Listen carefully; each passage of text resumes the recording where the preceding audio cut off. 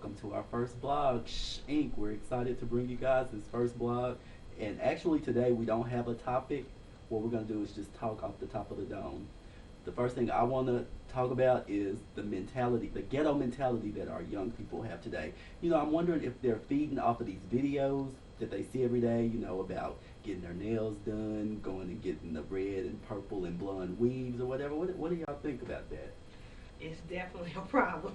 It is definitely a problem. These kids, I mean, mentally, they are messed up and just think these are our future. Oh my God, we're in trouble. Thank you, Tyra Banks, for all your hard work. Okay? I mean, she's sending such a positive message out to our youth to try to save them because it is quite ridiculous. I don't think Tyra would be my role model for that. I think, we need to look at the hip hop industry in general and say, enough is enough. Because I look at my little nieces, my little nephews, my little cousins. They're walking around here with these fingernails that are like 5 different colors. The dudes are hair, sagging. the dudes are sagging. And they're trying to make that sagging thing a law, which, to each their own. I don't personally do it. I don't know about you guys out there, but not attractive. Not attractive. I don't want to talk to no man whose bras is showing and his pants is sagging. He got gold teeth in his mouth. That's such a stereotype for black people. Oh my God. I mean, basically, you couldn't do nothing for me, okay? And then if you can't file taxes, definitely don't holler at a sister.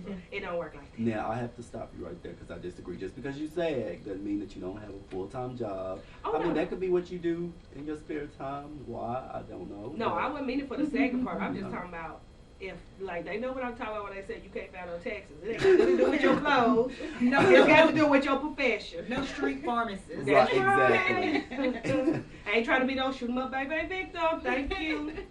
Well, then my next thing that I was thinking about talking about were the 8 girls in Florida that were like throwing bows. My God. You know what? As a parent, that is a time that if it had been my child, now if my kid was in the wrong, I would have kicked my kid's ass. Okay, first of all.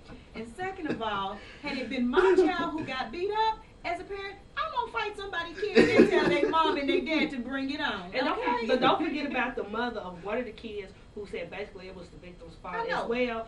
Me and her have to meet in the trailer streets. trash. You need to come down to the dirty, baby. But come to the dirty. But did it not surprise y'all that they were white?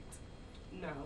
I do feel like had it and we're been not racist. We're not racist at all. Had it been a black kid, I really do believe that it would have been viewed a whole nother way or swept up under the table. Exactly. Well, I watched some of the response to the whole situation, and a lot of people had a lot of valuable information, but I'm like this one guy that was on there on YouTube. He was like, you kept hearing him talk about, don't hit the shelf. Yeah, shoot, I'm like him. I would have been knocking that shelf over and be throwing, like, wait a minute, I got to fight back. You can't be just, obviously the shelf was important. They been picking up some glass either off the floor or out their butts. But you got to keep in mind, the young lady was not African American, and exactly. we all come from different sides of the track. We just don't do that. But another thing that needs to be done is they need to start. These parents need to start monitoring these kids' MySpaces, their Facebooks, because I think all of this could be nipped in the bud if parents would start playing their role as a parent and stop trying to be best friends to their kids and not paying attention to what's going on. All that could have been avoided. That's right. Yeah, because you have to take responsibility for your own actions. Because at the end of the day, it's all on you. Exactly. Well, if anybody doesn't have anything else to say, I think that concludes our very first blog. Wait. No, we ain't popping no collars. We ain't through yet.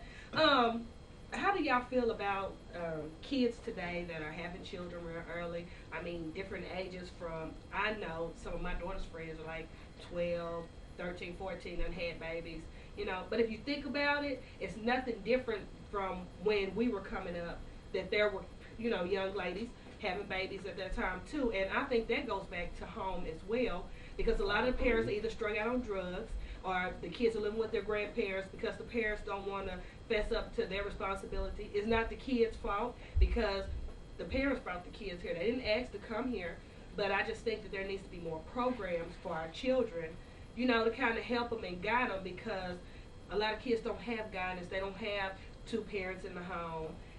And I mean, sometimes that doesn't even matter if you have the 2 parents in the home, because, I mean, basically, my mom raised us. You know what I'm saying? And my grandma was there and was a foundation, Right. and I mean, we brought up by some strong women, and I think we all turned out pretty good. I I mean, think so all of too. us had that situation. But again, it goes back to these parents being parents. They need to quit trying to be friends to these kids. Put some boot to that ass when they acting up. Oh, yeah. You know. Well, I'll tell you what, you YouTube viewers that see this blog here, if you have any information or any tips that you can, shoot to us that we can put out that can help people with this type of situation, we'd like to hear we'd like to hear what you have to say. Right, you can email us at shinc, which is SSSHHINC @yahoo.com, or you can just leave us a reply on on YouTube and let us know what you think. So, does that conclude it? Is everybody happy?